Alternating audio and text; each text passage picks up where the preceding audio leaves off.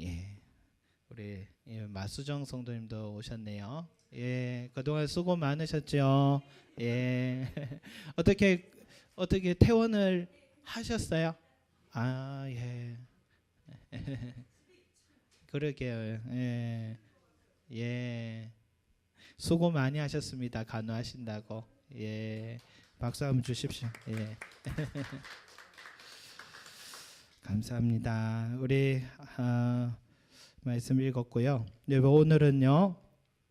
우리 대림절이 시작되는 날입니다.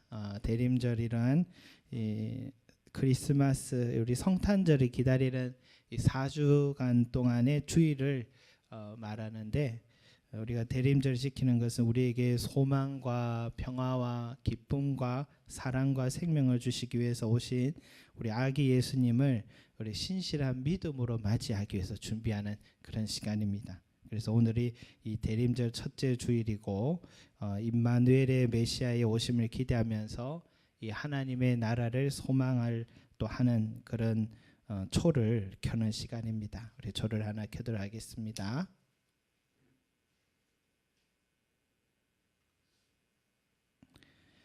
이 세상에서 이 지치고 공고한 사람들 또 어둠에 있는 사람들에게 빛이 소망이 되는 것을 우리가 기대하는 마음으로 이렇게 첫 번째 소망의 촛불을 켰습니다. 예, 우리 같이 하나님 말씀을 받고요 한번 보도록 하겠습니다. 말씀을 나누도록 하겠습니다. 자, 예수님께서요 여러분 이제 떠나실 때에 이 제자들에게 이런 말씀을 하셨습니다. 하나님 아버지께서 너희에게 또 다른 보혜사를 주실 것이다. 그분은 영원히 너희와 함께 있을 것이다. 그분은 진리의 영이시다. 그분은 너희와 함께 하시고 또한 너희 속에 거하실 것이다. 그렇게 말씀하셨습니다. 왜 이런 말씀을 하셨느냐? 사실은 예수님이 이 땅에 육신으로 사실 때 그때는 육신이 되셨을 때 본인께서 직접 보혜사 돕는 자가 되어서 우리 많은 사람들을 도와주셨습니다. 그런데 예수님이 이제 곧 떠나셔야 했기 때문에 이제 우리들을 돌볼 사람이 없잖아요. 옆에서 보호해 줄 수 있는 돕는 자들이 없었습니다. 그래서 또 다른 보혜사를 우리에게 보내주시겠다 약속하신 것입니다. 그래서 그 또 다른 보혜사가 우리에게 필요한데 그분이 누구라고 하신 겁니까? 성령 하나님입니다. 성령 하나님. 그래서 예수님을 믿는 모든 사람에게는 성령 하나님이 그와 함께 하시고 또 그 속에 계십니다. 믿으시 바랍니다. 내 옆에도 계시지만 내 안에도 함께하고 계십니다. 예. 예, 오늘이 대림절의 시작인데 이 대림절 하면 예수님이 이 땅에 오시기 전 이 4주 전부터 이 땅에 오셔서 묵상하고 그 뜻을 기리는 절기라고 했잖아요.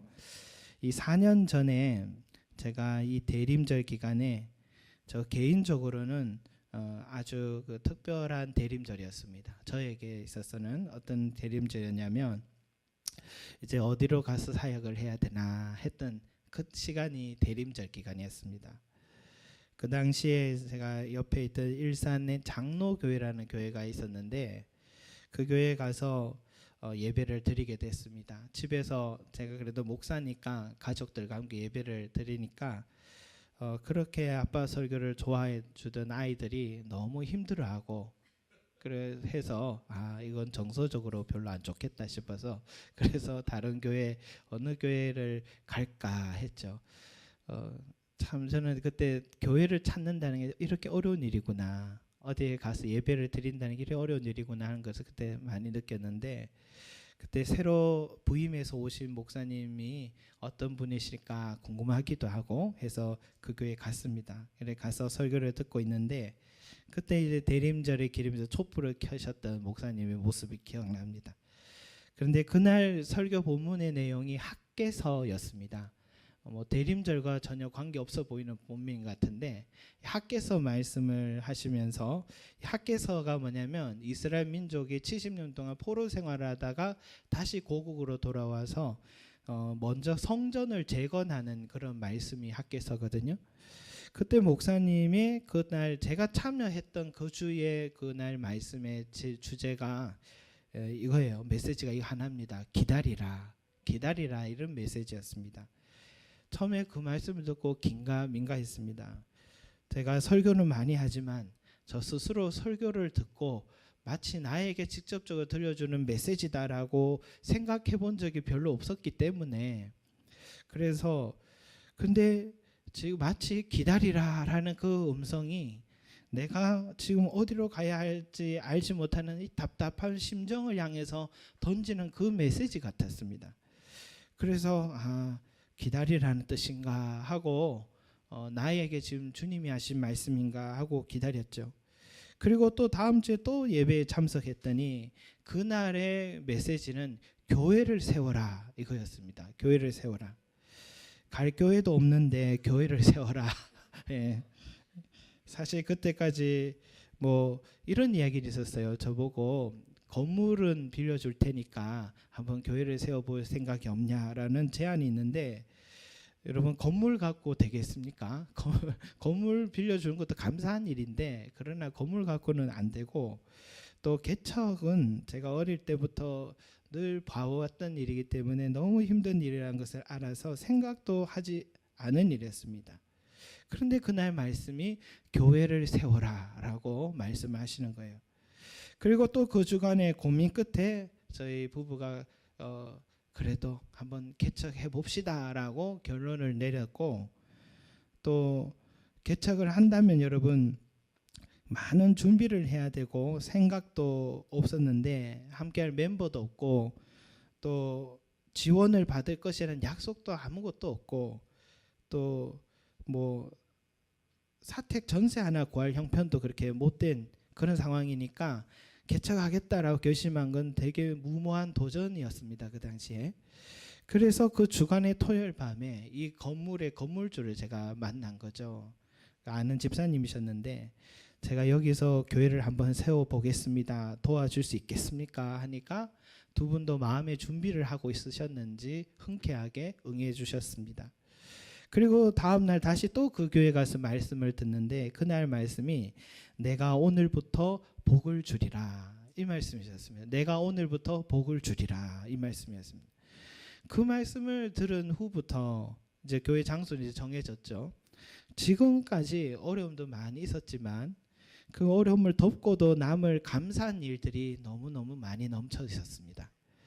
내가 오늘부터 복을 주리라는 그 말씀이 그냥 던지는 말씀이 아니라 저의 삶에는 되게 사실이었습니다. 되게 현실이었습니다.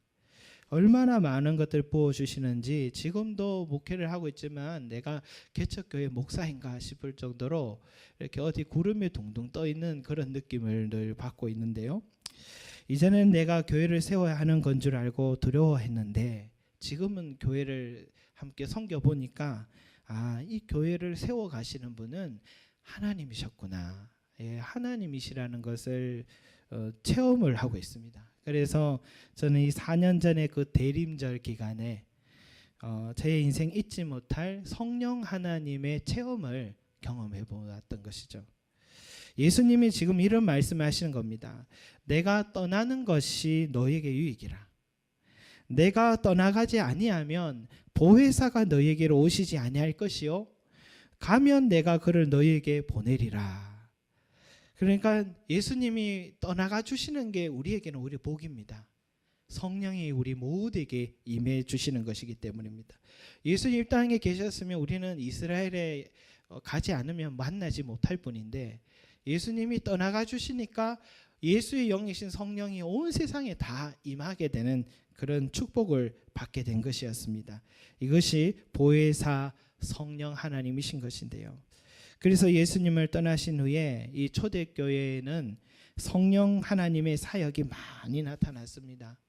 기도를 하고 싶은 열망이 막 일어나셔야 하고 또 생명을 위협할 칼날이 목에 가까이 와도 두려워하지 않고 복음을 증거하고 끝까지 믿음을 갖고 또 그렇게 이기적이던 사람들이 하나둘 자신이 가진 좋은 것이 있으면 함께 나누고 싶어하는 그런 공동체로 변하고 고아와 과부들을 돕고자 하는 그런 공동체가 되고, 병든 자들이 사도들의 기도를 통해 치유되는 기적이 일어나고, 귀신이 쫓겨나고 타락한 문화가 변해서 사람들의 성결한 삶으로 변화되고, 신앙의 탄압이 크면 클수록 이 복음의 불꽃은 더욱더 폭발적으로 전 세계로 퍼져나가는 그런 성령의 사역들이 강하게 일어난 것이 초대교회 시대라 할 수 있습니다.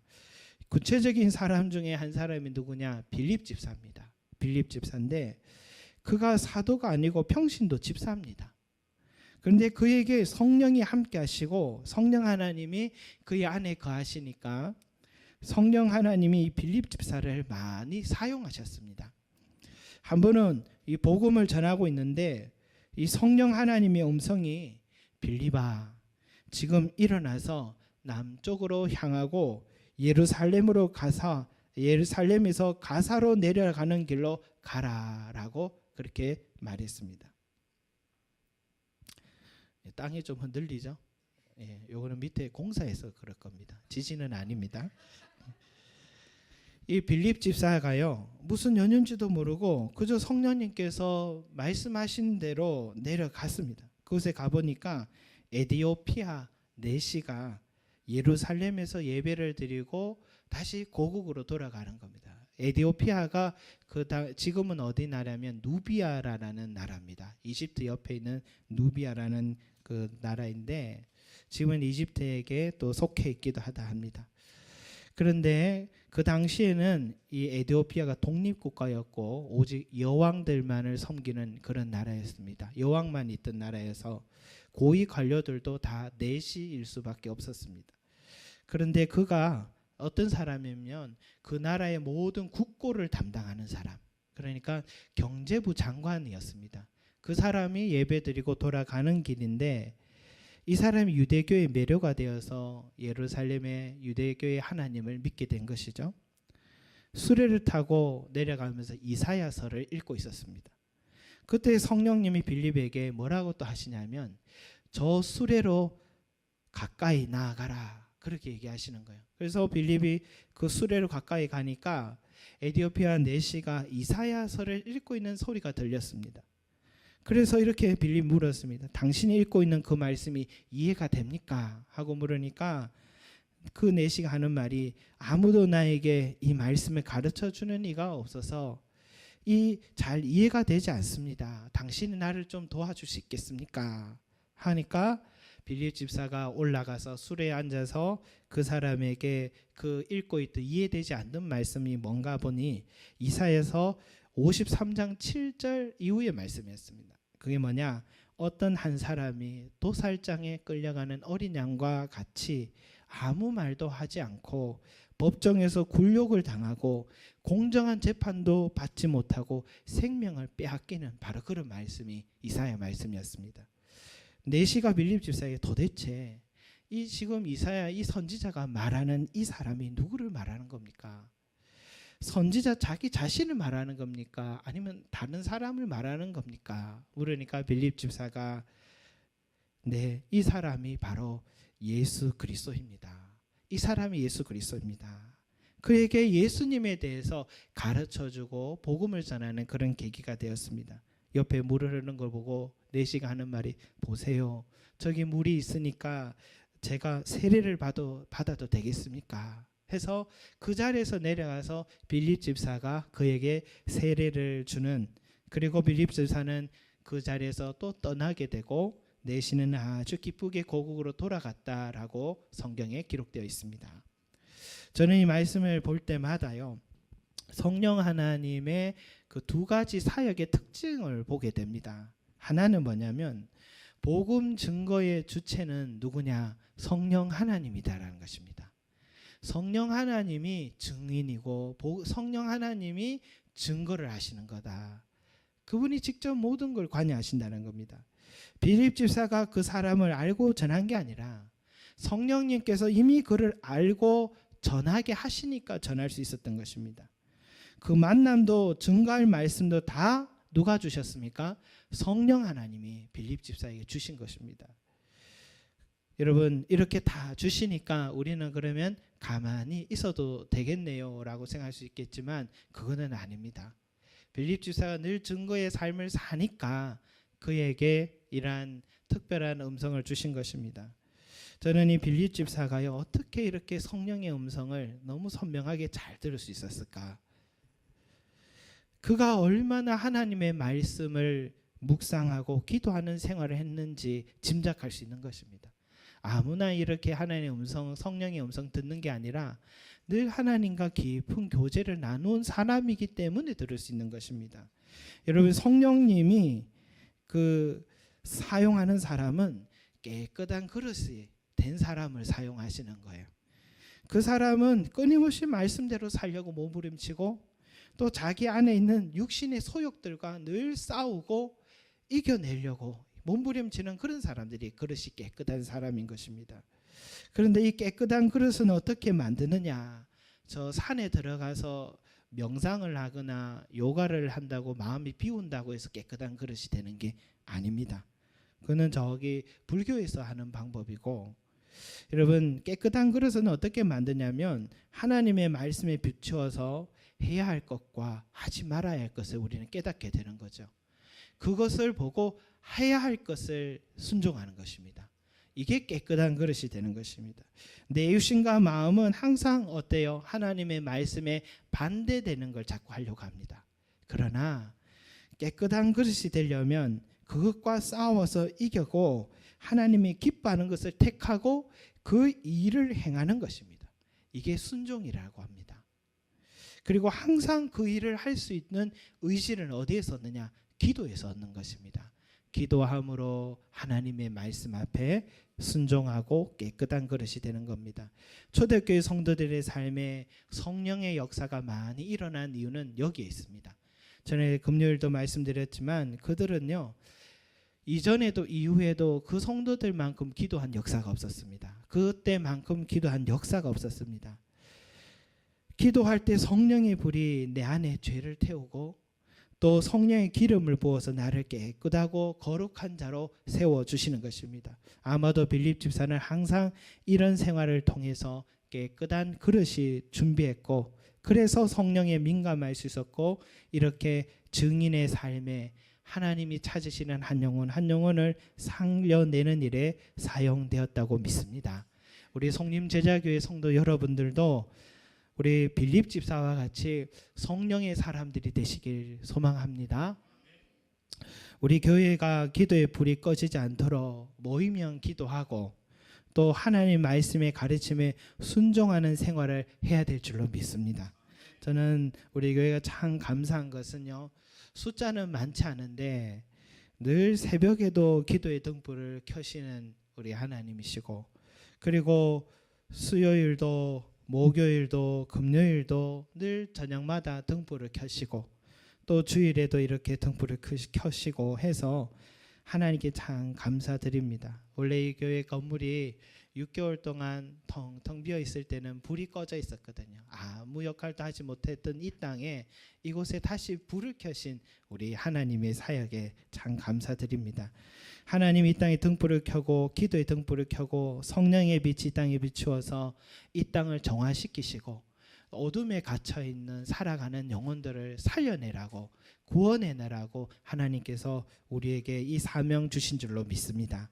저희를 우리가 이렇게 빌립 집사와 같이 성령 충만한 사람이 되어서 이 땅을 향해서 한 영혼을 살려고자 하나님께 열정을 이루어 드리는 자가 되기를 소망합니다. 저는 목사니까 레위인처럼 항상 이것이 저의 직업이기도 하고 교회 일을 봉사하는 게 제 사역이긴 한데 여러분 사실은 여러분들도 다 부름받은 평신도 사역자인 줄로 믿습니다. 여러분들의 본업은 뭘까요? 본업은요 그리스도의 제자입니다. 지금 일하고 계시고 열심히 일하고 계신 그 일은 뭐냐면 부업입니다. 서운하게 생각하지 마시고 그게 사실입니다. 본업을 위해 부름받은 겁니다. 여러분 돈 많이 벌었다는 사람들의 얼굴을 보시면 어떻습니까? 행복해 보이던가요? 음식 장사로 대박이 난 집에 가보면 계산대에 주인이 앉아 계시더라고요. 대부분 앉아 계신데 목에 목걸이랑 손목에 이렇게 팔찌 보면 너무 돈이 많아서 쓸 데가 없는지 되게 두껍더라고요. 금이 되게 두껍겠는데 그런데 그 얼굴이 별로 안 행복해 보여요.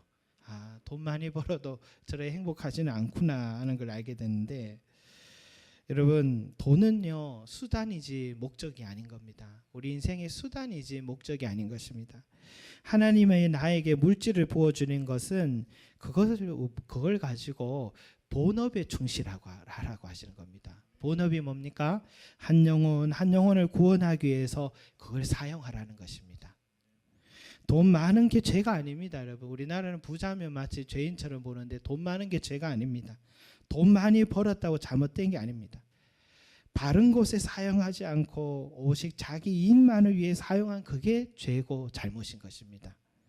보내주신 그 물질을 가지고 하나님의 나라를 위해서 사용하고 주변의 고아와 과부 어려운 이들을 위해서 사용하면 그때서야 물질이 바르게 사용되면서 쓰는 사람도 행복해집니다.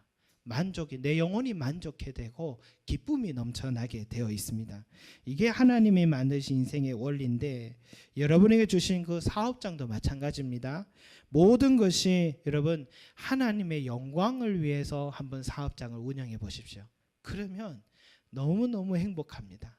그리고 사업장의 경영의 주인은 누가 되겠습니까? 그러면 하나님이 되십니다. 그럼 책임도 좀 줄어듭니다. 마음도 편안하고 걱정도 줄어듭니다. 하나님이 경영하실 거니까요. 또 그렇게 하시는 거고요. 여러분, 우리의 본업은 한 영혼을 주님께로 인도하는 제자이기 때문에 여러분 지금 하고 있는 모든 일들은 부업이고 하나님께 본업을 위해서 항상 충성하시는 저와 여러분이 되길 바라겠습니다. 우리가 주님 앞에 서면 너는 부장이었냐 과장이었느냐 직급 사장 이런 묻겠습니까? 또 돈 얼마 벌었냐 이런 묻겠습니까? 성경에는 그런 질문이 나오지 않아요. 성경에는 너에게 맡겨진 그 영혼을 너는 얼마나 잘 섬기며 수고하였느냐, 또 내가 내게 맡겨준 그 달란트로 사명을 다하였느냐, 이걸 물으시는 것입니다. 그때 우리가 우물쭈물 뭐라고 대답 못하고 원래 조금 벌은 돈을 좀 몇 채 벌었다고 얘기하려 했는데 이거는 안 묻고 다른 거 물을 때 여러분 우물쭈물 거리게 되지 않겠습니까? 그때 우리 목사님은 저에게 그런 말을 해준 적이 없는데요. 여러분 그런 말씀하지 마시 바랍니다. 저는 분명히 말씀드렸습니다. 지금 분명히 말씀드렸고 지금 녹화도 되고 있기 때문에 저는 증거 자료가 있습니다. 여러분 우리가 이 세상에 살아가는 이유는요, 대기업에서 일하고 사업자를 돈 많이 벌고 학위를 갖고 남 부럽지 않게 살아가는 이게 인생의 목적이 아니라 가서 제자 삼으라, 가서 제자 삼으라는 이 지상 명령을 받은 그리스도의 제자라는 사실을 잊지 마시길 바랍니다. 이 명령 앞에서는 목사도 집사도 피해갈 수가 없습니다. 성령 하나님이 우리에게 들어오셔서 하는 일은 바로 이 본업인 복음 증거의 삶을 살아가도록 여러분의 직장 속에서, 사업장, 거래처 속에서, 여러분의 가정에서, 삶의 현장에서 복음 증거의 삶을 살라는 본업을 여러분에게 주셨다는 사실, 한 영혼 한 영혼을 건져내는 이 일들을 귀히 생각하시고 쓰임 받으시기를 바라겠습니다. 그를 위해서 깨끗한 그릇이 되셔서 성령이 나를 끊임없이 말씀하시고 민감하게 인도해 주시고 쓰시는 그런 성령의 사람들이 되시기 바라겠습니다. 여러분 또 하나, 성령의 하나님이 내 안에 계시면 어떤 특별한 은혜가 있느냐면 모든 것을 가르쳐 주십니다. 제가 군생활 할 때 논산 훈련소에 처음 들어갈 때 그때가 21살이었습니다. 옛날이요 라고 생각되는데 그때 6주차 교육을 훈련소에서 받더라고요. 2등병도 아닙니다. 아직도 자대에 배치가 돼야 2등병이거든요. 근데 그때부터요 훈련병인데도 1주차가 지나면 머리에 짝대기 하나 꺼줍니다. 2주차는 짝대기 2개, 그래서 6개 꺼우면은 1주차는 정말 부러운 계급입니다. 6주차 나는 언제 6주차까지 가나 하면 그 다음 훈련이 이제 뭡니까? 뭐 화생방 훈련이다 하면 저 훈련을 받을 때는 어떤 마음일까? 체험을 해보면 어떤 느낌일까? 1주차는 두렵고 떨립니다. 그래 긴장을 많이 해요. 또 2주차 가면 3주차는 수류탄이라는데 혹시 수류탄 던지다가 놓쳐서 터지는 건 아닐까 뭐 두렵고 자꾸 궁금하죠. 그러면 그 다음에 지식을 알고 싶어서 어디에 가서 알 수 있냐면 주일날 교회에 가면 만나서 알 수 있습니다.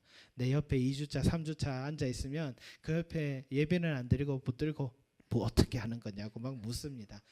왜냐하면 그걸 알아야 내 마음이 좀 편안하니까. 그저 막연한 미래는 두려움이 있는 것이더라고요. 그래서 여러분 이러한 것을 보면서 우리 인생도요, 물론 부딪혀야지 깨닫는 지식도 있지만 남이 아무리 얘기를 해줘도 내가 직접 해봐야 되는 지식도 있지만, 그러나 앞에 일어날 일에 대해서 미리 알 수 있다면, 그리고 나의 손을 잡고 인도해 줄 사람이 신뢰할 만한 분이라면 그것만큼 행복한 복된 효과적인 인생도 없으리라 생각됩니다. 오늘 예수님이요, 성령님을 진리의 영이다, 진리의 영이다 하시잖아요. 그분이 우리와 함께 계시고 우리 속에 계신다고 약속하셨습니다.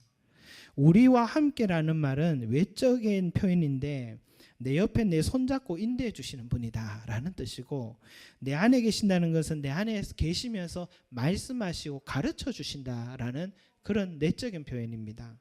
여러분, 성령님은 우리의 삶을 모든 것을 알고 계신데, 성령님은 삼위일체 하나님이니까 다 알고 계십니다. 우리의 과거도 오늘도 미래도 다 알고 계십니다. 그래서 성령님과 깊은 교제 속에 있는 사람은 성령님께서 말씀해 주십니다. 그 다음에 일어날 것을 깨닫게 해주십니다. 미리 준비하기도 하십니다. 또 내가 미처 깨닫지 못한 미리 일을 하고 계십니다. 여러분, 좀 전에 빌립 집사가 지금 그와 같은 경우를 할 수 있죠. 그에게 지금 말씀하셨고 들었습니다. 그래서 성령의 음성을 따라 행했습니다. 오늘날에도 이런 일이 일어날까요? 왜 일어날 줄로 믿습니까?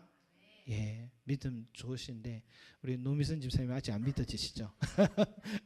여러분, 괜찮습니다. 제가 그럴 것 같아서 묻는 건데, 일어날까라는 우린 질문을 할 수가 있는 거예요. 성경에서는 이런 일이 일어나는데 오늘날에도 성령은 나에게 말씀해 주신 건가? 말씀해 주시면 참 감사하겠다라는 생각이 드는데, 최근에 한 책을 이렇게 지난번에도 한번 말씀드렸는데, 이 지렁이의 기도라는 김요한 목사님이 쓴 그 글을 그때도 읽다가 참 감명을 받았던 한 장면이 있습니다. 이 목사님이요, 그 교회를 섬기면서 사역을 하면서 또 한국 교회를 위해서 나름 많은 일을 하다가 상처를 너무 많이 받았어요. 교회에서 상처를 많이 받고, 특히 이 목회자들에게 너무 많은 상처를 받아서 내가 이제 그 기독교인들하고 상종도 안 하겠다. 내가 이제 목회도 그만두고 특히 기독교 목사들이랑은 절대로 내가 거래도 안 하겠다. 이런 그런 이 아닌 것을 내가 일하겠다라고 결심을 했습니다. 그래서 이제 내 삶은 어디로 걸어가야 되나 하는 고민 속에 있을 때, 그때 이분이 기도를 하는데 방언 기도를 많이 했어요. 방언 기도를 할 때마다 자신이 이 교회를 떠날 마음인데 자꾸 기도를 하면 한국 교회를 위해서 요긴한 일들을 하게 될 것이다 하는 이 음성이 자꾸 이분에게 들려오는 것입니다.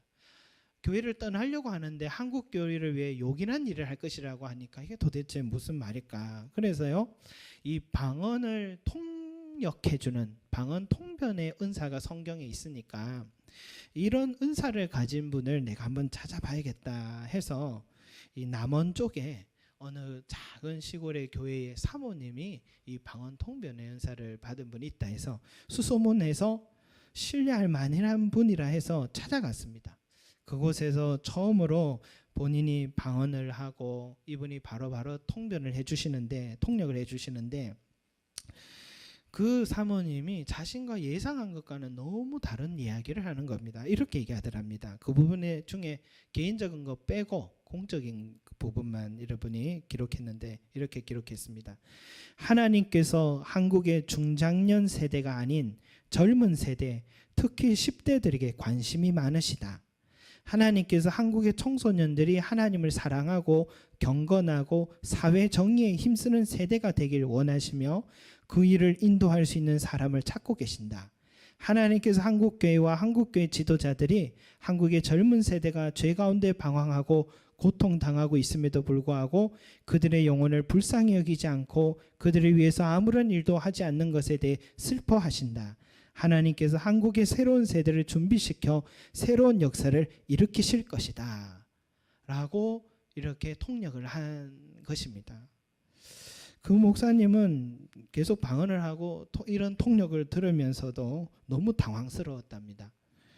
그 내용이 우선 수긍이 되지 않은 거죠. 왜냐하면 누구보다도 한국의 젊은 세대를 잘 알고 있는데 아무것도 관심이 없는 것 같고 정치에도 전혀 관심이 없어 보이는데, 그런데 이런 세대를 데리고 새로운 역사를 일으킨다고 하나님 말씀하셨다니까 이게 믿겨지지가 않았던 것입니다.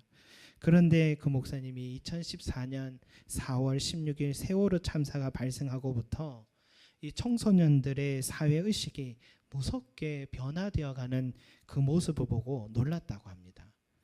그리고 그날 페이스북에는 오늘은 매우 황당한 날이라고 기록을 했다고 합니다. 그런 저도 생각해 보니까 지금 이화여대 문제를 통해서 국가의 많은 문제들이 문제 드러나기 시작했고 했던 거 보면 청소년과 젊은이를 통해서 하나님께서 새로운 일을 하신다는 말씀이 또 어느 부분 맞는 말씀인 것 같아요. 그래서 이 목사님이 다시 한번 더 확인해 보기 위해서요. 이분이 잘못 해석한 건 아닌가 해서 다시 더 확인해 보면서 경남에 있는 진해의 어느 작은 교회에 또 찾아가서 그곳에 또 통변을 받아보기로 해서 갔습니다. 그래서 통변도 받았는데 그곳에는 또 누가 계셨냐면 어느 한 집사님이 환상을 보신다는 집사님이 계셨답니다. 그래서 그 환상을 보는 은사가 있는 분이 그 기도하는 중에 옆에서 환상을 보신 것입니다. 그분이 뭐라고 하냐면 예수님이 목사님의 이마에 줄자를 갖다 대고 하시는 말씀이 내가 머리가 좋아서 아이디어가 많고 생각이 많다 보니 늘 쉬지 않고 새로운 일을 벌이는 경향이 있다. 또 내가 늘 나를 위해 무언가를 하려고 시도한다. 그러다 보니 내가 너를 위해서 무슨 일을 할 수가 없구나. 내가 너를 위해서 일을 해야 되는데 내가 자꾸 나를 위해서 일을 하려 하니 내가 아무것도 할 수가 없구나.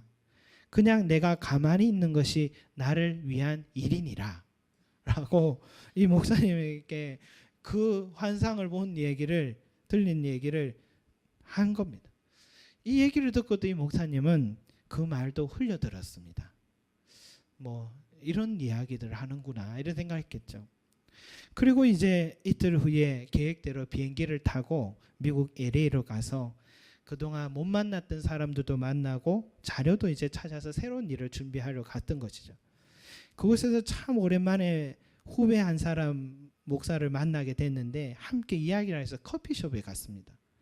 근데 그곳에서 커피를 마시는데 옆에 있던 한 나이 많은 그 마리아라고 하는 여자 목사님이 다가오더니 아이패드를 탁 펼치면서 하나의 그림을 보여주는데 그 그림에는 어떤 그림이 있었냐면 한 사람의 이마에 줄자를 두르고 있는 그림이 있었던 것입니다.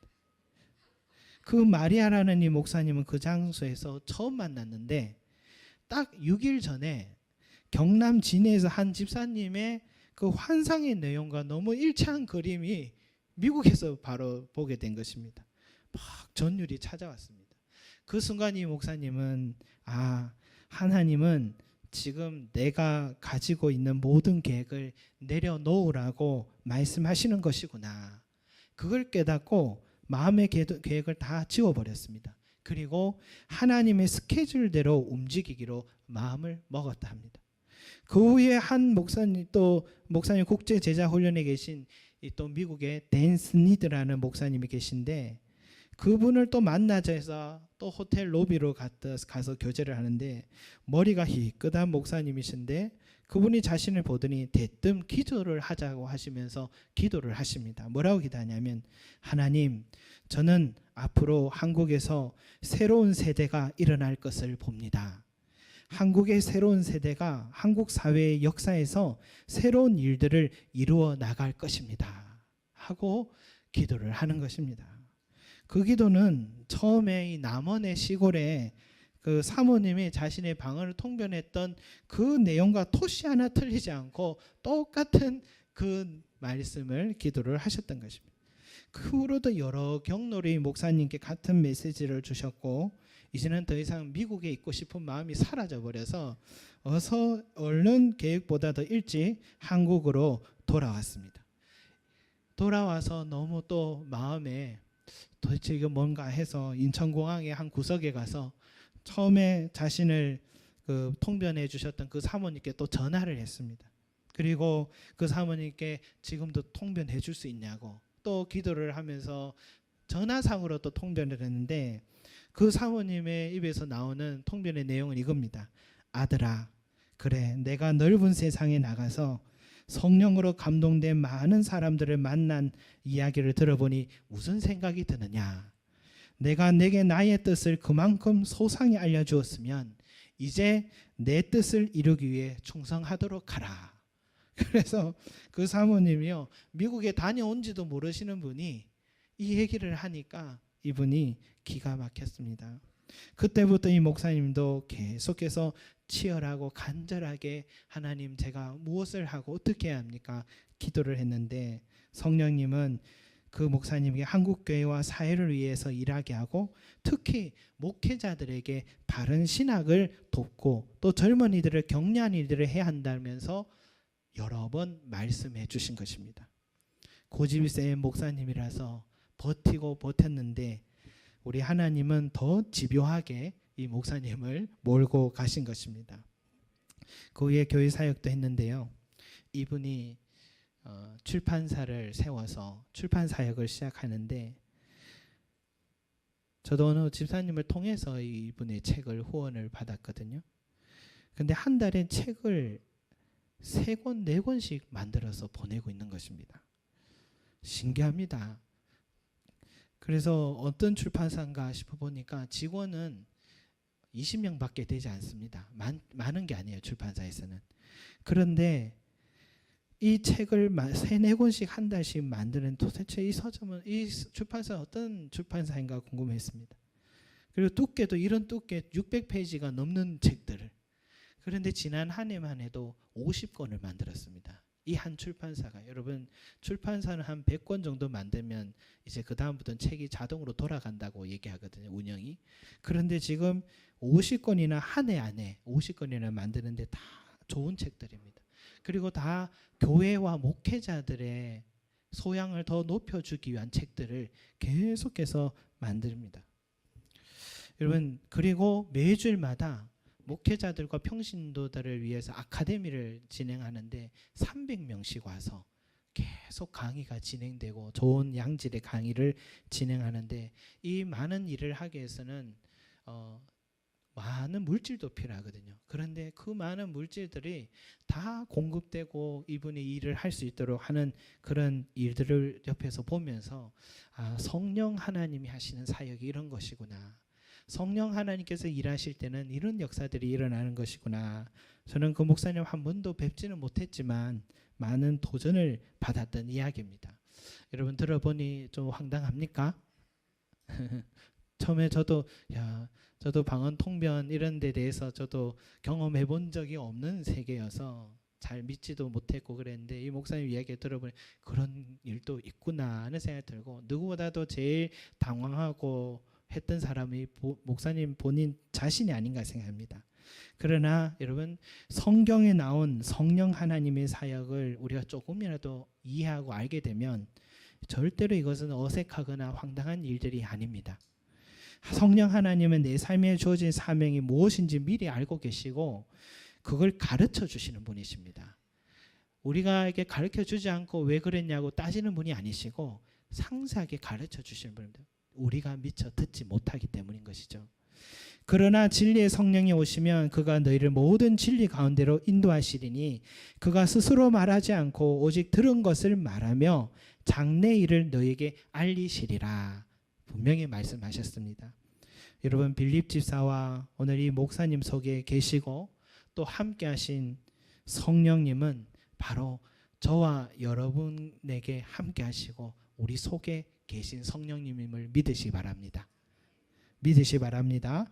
그 성령님을 우리도 또 만나왔고 얼마나 성령님이 하시는 일들을 또 많이 체험했겠습니까? 그러나 아직 어렴풋하게 체험했고 어렴풋한 도움을 받은 것 같은데 아직도 확신하지 못하고 일이 참 많습니다. 그러나 우리도 이제는 성령에 민감해져서 그 음성에 이제 듣고 확신을 갖고 내 힘으로 살아가려 하지 말고 이제 어깨에 힘을 빼고 내 계획을 내려놓고 성령님께서 내 인생을 지으셨으니까 나를 향한 성령님의 계획이 무엇인지를 이제 묻고 그 계획대로 우리가 따라 살아가게 되면 우리는 더 삶이 풍성해지는 것입니다. 여러분 이 빌립 지사와 같이 목사님과 같이 오늘도 이제부터는 성령의 음성에 귀를 기울이시 바랍니다. 아멘. 예, 우리 집사님만이 아니라 우리 모두가 저도 해당됩니다. 민감하게 깨끗한 그릇이 되고 기도와 말씀 속에 살아가시면 우리는 늘 구름에 둥둥 떠다니는 것처럼 내가 이 삶의 연장에 발을 딛는 것이 아니라 이스라엘 백성들이 40년의 광야를 걸었는데도 신발이 떨어지지 않고 옷이 헤어지지 않은 것은 하나님이 그들을 꼭 껴안고 걸어가 주셨기 때문이거든요. 바로 성령이 우리를 꼭 껴안고 걸어가 주시는 그런 삶이 되시길 바라겠습니다. 그게 복된 인생이요 하나님 우리에게 원하시는 삶인 줄로 믿습니다. 기도드리겠습니다. 사랑과 은혜가 많으신 우리 아버지 하나님, 진리의 성령이 오시면 우리를 진리 가운데 인도해 주시고 또 우리에게 장래의 모든 것을 알려주신다고 말씀하셨습니다. 주여 우리의 삶의 본업은 그리스도의 제자요 복음 증거하는 삶이라고 말씀하셨고 이를 위해서 우리에게 귀한 직장도 주셨고 이를 위해서 사업장도 허락하여 주셨고 우리에게 필요한 물질도 보내어 주셨습니다. 주여 바른 대로 사용하게 하여 주시고 이 본업을 위해서 아름답게 쓰임받는 우리 인생이 되게 하여 주셔서 성령 충만한 사람들이 되게 도와주시옵소서. 아버지 하나님 오늘 또한 우리들에게 우리의 장래의 모든 것을 가르쳐 주신다 하셨습니다. 주여 저희는 한 치 앞도 알지 못합니다. 아버지 우리 인생을 어떻게 걸어갈지 알지 못합니다. 가르쳐 주시옵소서.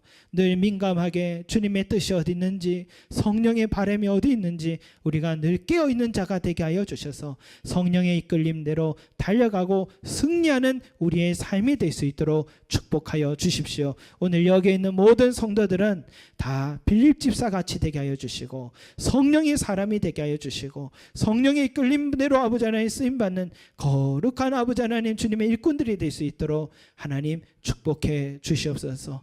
아버지 하나님 이런저런 일로 이 자리에 오지 못했지만 우리 조윤주 집사님과 우리 현정 자매와 우리 아버지 하나님 우리 장로님에게 하나님께 손을 얹어 주셔서 그 몸을 깨끗이 낫게 하여 주시고 주님께서 손을 얹을 때 성령의 역사하실 때마다 치유의 영이요 역사하신 영으로 인하여 주신 것처럼 우리 아버지 하나님 우리 세 분에게 수여 손을 얹으셔서 놀라운 치유 회복의 역사를 부어주시길 원합니다. 또한 아버지 하나님 귀한 사업장을 주님께서 주셔서 달려가는 우리 성도들이 있습니다. 하나님 내 뜻대로 내 계획대로 하려 하지 말게 하시고 성령님께 묻게 하여 주시고 성령님께서 가르쳐 주시는 그대로 아버지 하나님 순종하고 달려가서 이 사업장이 하나님의 영광을 위해서 아름답게 쓰임받는 복된 사업장들이 될 수 있게 은혜 내려 주시길 원합니다. 하나님 오늘도 우리와 함께 해주심을 감사드리며 살아계신 역사하시는 주 예수 그리스도 이름으로 기도드립니다. 아멘.